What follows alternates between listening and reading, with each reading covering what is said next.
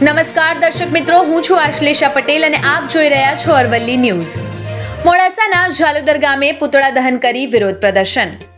અરવલ્લી તેમજ સાબરકાંઠાના પશુપાલકો માટે જીવાદોરી સમાન ગણાતી સાબર ડેરી દ્વારા પશુપાલકોને ચૂકવાયેલા ભાવફેર સામે મોડાસાના ઝાલોદર ગામના પશુપાલકોનો આક્રોશ ચરમસીમા પર પહોંચ્યો છે। ન્યાયની લડત માટે સાબર ડેરી હિંમતનગર પહોંચેલા 73 જેટલા પશુપાલકો સામે પોલીસ ફરિયાદ પણ થઈ છે અને એક પશુપાલકનું મોત પણ નિપજ્યું હોવાનું સામે આવ્યું છે। ત્યારે ઝાલોદર ગામના પશુપાલકોએ દૂધ મંડળી બંધ રાખીને અને દૂધ ન ભરાવીને ન્યાય મળે તેની સામે ઝઝૂમી રહ્યા છે। દૂધ મંડળી આગળ એકત્ર થઈને ગામમાં સાબર ડેરીના ચેરમેન શામળભાઈ પટેલના પુતળાની નનામી કાઢીને સ્મશાન યાત્રા કાઢીને તેને અગ્નિદાહ આપીને અને સૂત્રોચ્ચાર કરીને વિરોધ પ્રદર્શિત કર્યો હતો અને આગામી સમયમાં દૂધ ન ભરાવવાની ચીમકી ઉચ્ચારી હતી। પશુપાલકોની મુખ્ય માંગ છે કે તેમને 17 થી 18% જેટલો ભાવફેર આપવામાં આવે, જ્યારે વર્તમાનમાં સાબર ડેરી દ્વારા ચાલુ વર્ષે માત્ર 9% જેટલો જ ભાવફેર ચૂકવાયો છે, જે પશુપાલકોને તદ્દન અપૂરતો લાગી રહ્યો છે। દૂધ ઉત્પાદન ખર્ચમાં સતત થઈ રહેલા વધારા સામે આ નજીવો ભાવ વધારો પશુપાલકો માટે આર્થિક સંકટ ઊભો કરી રહ્યો છે। ત્યારે સાબર ડેરી દ્વારા પશુપાલકોને ચૂકવાયેલા ભાવફેર સામે મોડાસાના ઝાલોદર ગામના પશુપાલકોનો આક્રોશ ચરમસીમા પર પહોંચ્યો છે। વૈભવ રાઠોડ, અરવલ્લી ન્યૂઝ, મોડાસા। મારું નામ તરાર રણજીતભાઈ શંભુભાઈ, હું ઝાલોદર સભાસદ છું ડેરીનો, બરોબર।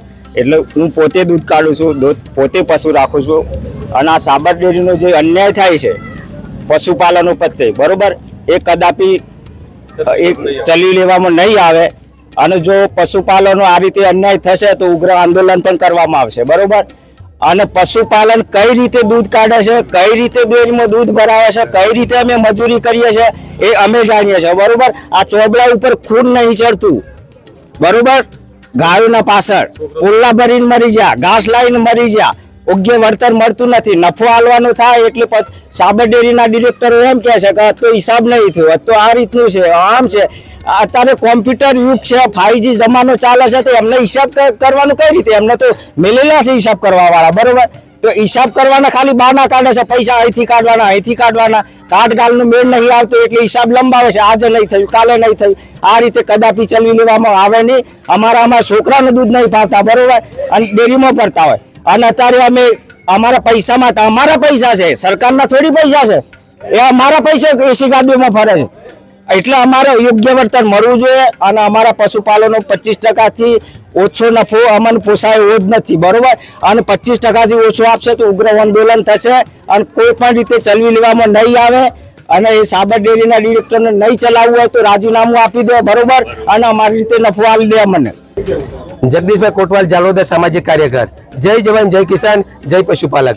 અત્યારે જે અહીંયા અમારા સમગ્ર ગામના પશુપાલકો ભેગા થયા છે એટલા માટે કે પોતે પોતાના હક માટે લડી રહ્યા છે। 14 તારીખે જે બનાવ બન્યું છે સાબર ડેરીએ ત્યાં એના કારણે અહીંયા વિરોધ પ્રદર્શન કરવા માટે અમારા ગામના તમામ પશુપાલકો અહીંયા શામળભાઈની નનામી કાઢીને અહીંયા એક પુતળાનું દહન કરવામાં આવ્યું છે કે એટલા માટે કે અમારો હક નથી મળ્યો, ખરેખર અમારો જે હક મળવો જોઈએ હક મળ્યો નથી, એટલા માટે અહીંયા અમે નનામી કાઢી અને વિરોધ પ્રદર્શન કર્યું છે। અને અહીંયા સહકારી માળખાની અંદર ક્યારે રાજકારણ હોતું નથી, પણ અહીંયા રાજકારણ પોતે રાજ ખેલી રહ્યા છે, એટલા માટે અમારા સહકારી માળખાની અંદર રાજકારણ ના આવવું જોઈએ એ અમારી નમ્ર વિનંતી છે। જે 15 ડિરેક્ટરો બિનહરીફ ચૂંટાયા છે એ પણ અત્યારે બોલવા તૈયાર નથી।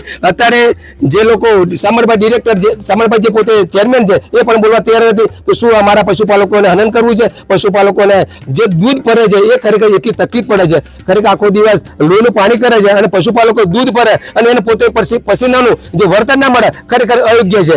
તો આ એક હક માગવા માટે ભેગા થાય છે અને ત્યાં લાઠીચાર્જ કરવામાં આવે, મારવામાં આવે, ખોટી રીતે એ લોકોને ફસાવવામાં આવે। 72 લોકો નિર્દોષ લોકોને પૂર્યા અને જે જસુભાઈની આગેવાની નથી તેમ છતાં જસુભાઈનું પેલું નામ નાખી અને એમને જસુભાઈને ફસાયા છે।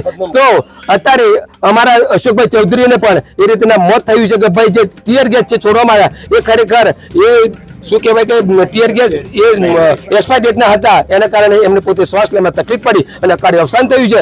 તો અશોકભાઈને પણ અમારા સરકારશ્રી તરફથી અને સાબર ડેરી તરફથી એમને વળતર મળે અને અમારા ઝાલોદર ડેરી તરફથી પણ એમને 5000 રૂપિયાનું અહીંયા વળતર અમે આપવા માટે તૈયાર છીએ। પણ આ અમારી માંગો જ્યાં સુધી પૂરી ના થાય ત્યાં સુધી અમારું આંદોલન ચાલુ રહેશે અને અમારું દૂધ ભરાશે નહીં।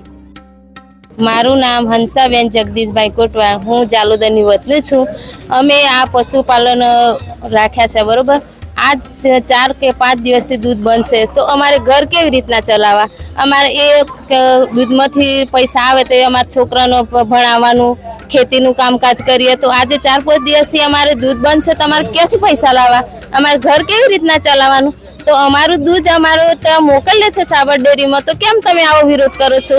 અને આ લોકો અમારા હક માટે આવ્યા તો કેમ તમે આ લાઠીચાર્જ કરી અને લોકોને મારી નાખવામાં આવ્યા? તો આવું કેમ કરો છો તમે?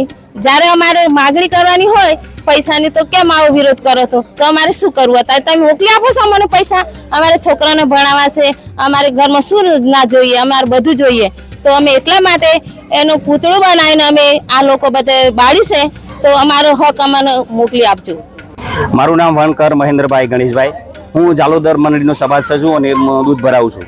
તો આજરોજ અહીંયા જે અરવલ્લી અને સાબરકાંઠા જિલ્લાની અંદર જે ભાવ વધારો આવે તો એ ભાવ વધારો ગત સાલ કરતાં બિલકુલ ઓછો હતો અને ગત સાલ કરતાં ઓછો હતો એટલા માટે દરેક સભાસદોએ આનો વિરોધ કરેલો. 14 તારીખે દરેક સભાસદો આના માટે રજૂઆત કરવા માટે તેઓ સાબર ડેરીએ ગયેલા, પણ તેઓ કોઈને જવા દેવામાં આવેલ નથી. અને તે દરમિયાન તેઓ આગળ ગેટ ઉપર લોક હતું અને તે દરમિયાન પબ્લિકના માહોલમાં કોઈક ઉશ્કેરણી થતા તેઓ આગળ જે માહોલ ખરાબ થતા ત્યાં આગળ ગ્રાહક તરીકે અને નાગરિક તરીકે આપણે એક સાચી રજૂઆત કરવી યોગ્ય છે, પણ તેઓ આગળ આ લોકોને ખરેખર ખોટા કેસ કર્યા એ તદ્દન પાછા ખેંચી લેવામાં આવે અને એમને છોડી મૂકવામાં આવે. બીજી વસ્તુ કે અમને 25% જેટલો ભાવ વધારો મળવો જોઈએ. અને જે ઈડરના જે અશોકભાઈ ચૌધરીનું અવસાન થયેલ છે તેમને સાબર ડેરી તરફથી અને સરકાર તરફથી પણ યોગ્ય વળતર મળવું જોઈએ. અને જે આજે અમારા ગામના ભાઈઓ બહેનો એટલા માટે ભેગા થયા કે સાબરકાંઠા અને અરવલ્લીના તમામ મંડળીઓના સભાસદોનો આ બાબતનો વિરોધ છે, એટલે એમાં અમે પણ સાથ આપીએ છીએ અને અમને યોગ્ય ન્યાય મળવો જોઈએ.